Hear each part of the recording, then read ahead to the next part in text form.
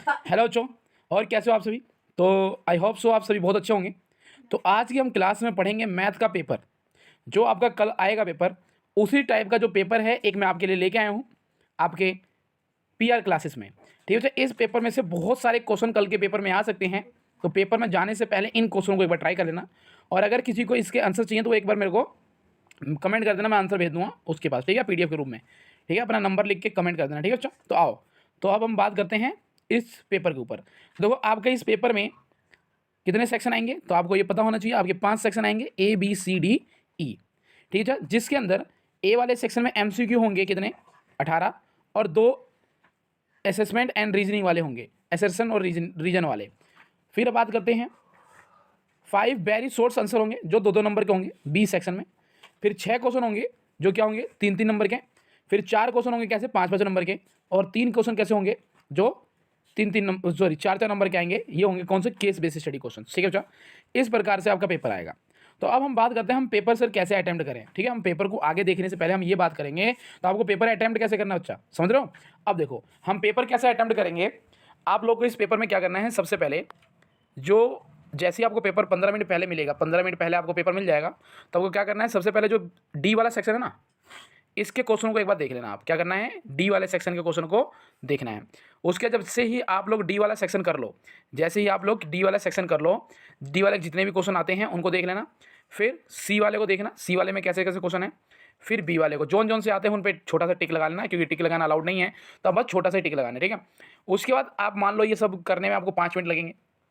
5 minute में ये सारा सेक्शन देख लोगे आप, तो आपके कौन कौन से आते हैं, कौन कौन से क्वेश्चन नहीं आते।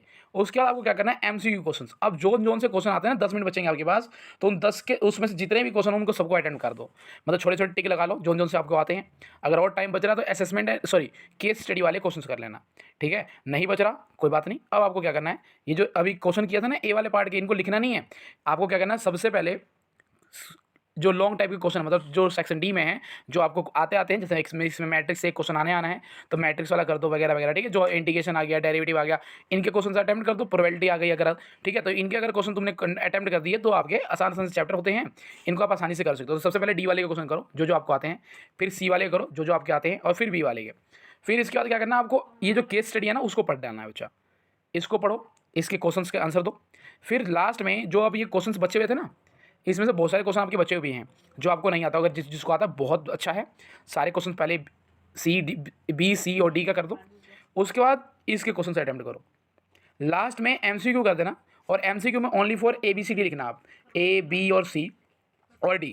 अब मान लो आपने किसी से पता नहीं कर पाए और आपके कुछ क्वेश्चंस नहीं आते, तो सबसे ज़्यादा जो सी और बी वाले ऑप्शन है ना, इनको टिक करना। ठीक है, अगर आपके जो तुक्के अगर मारने हो तो सी और बी वाले ही लगाना। सबसे ज़्यादा जो आंसर होते हैं वो सी और बी होते हैं। ठीक है, अच्छा आगे चलते हैं अब इस पेपर में हम। तो आगे अगर हम बात करें बच्चा, तो अगला जो हमारा टॉपिक पहला सेक्शन ए है। देखो, इसमें ये क्वेश्चन आ रखा कहाँ से, फर्स्ट चैप्टर से, एक MCQ। ये सेकंड चैप्टर से बिल्कुल आसान सा है, ये भी सेकंड क्वेश्चन से, सेकंड चैप्टर से।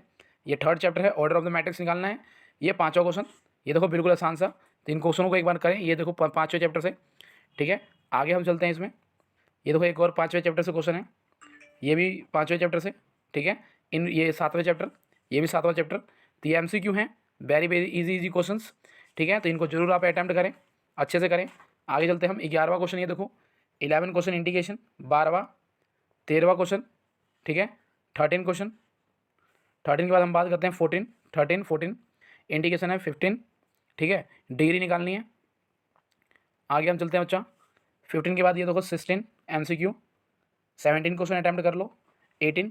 ठीक है, ये पेपर जरूर आप लोग अटैम्प्ट करके जाएं, जिससे आपका क्या हो, अच्छे से अच्छे नंबर आ जाएं। ये तो एसेसन और रीजन का क्वेश्चन है ये भी। फिर हम बात करते हैं बी सेक्शन की। तो बी सेक्शन में जो आपका पहला क्वेश्चन आ रखा है वो क्या है, ट्रिग्नोमेट्री से, इन्वर्स ट्रिग्नोमेट्री। ठीक है, तो सबसे पहले 21वां 22वां मैट्रिक्स है। ठीक है, इसमें और में भी आएगा 23वां 24वां। ठीक है, 24वां वेक्टर से आ रखा है, 3D बता। अगला 25वां। ठीक है, ये जो आ रखा है किससे, चैप्टर नंबर 13 प्रोबेबिलिटी से, इसको अच्छे से कर ले। ठीक है अच्छा, आगे हम बात करते हैं सेक्शन सी। सेक्शन सी में सारे क्वेश्चन 3-3 नंबर के होंगे। जैसे कि एक ये रहा क्वेश्चन पहले चैप्टर से, ये रहा लोकल मिनिमा और मैक्सिमम। अगला है ये कॉन्टिन्यूटी से, जो आसान सा एक क्वेश्चन दे रखा है, ए की वैल्यू फाइंड करनी है, ए एंड बी की। ठीक है अच्छा। ये देखो एक आ रखा है डेरिवेटिव से, और उसमें भी और का ऑप्शन है। ये देखो इंटीग्रेशन से सबसे आसान आसान से क्वेश्चंस, इनको एक बार जरूर कर लेना। ठीक है अच्छा, आगे हम चलते हैं इसमें। इसी सेक्शन, ये सेक्शन हो गया खत्म। अब बात करते हैं हम डी सेक्शन, जो 4 क्वेश्चन आएंगे 5-5 नंबर के। देखो एक तो मैट्रिक्स से आ गया, फिर एक वेक्टर से आ गया। ठीक है अच्छा, आगे इसमें चलते हैं।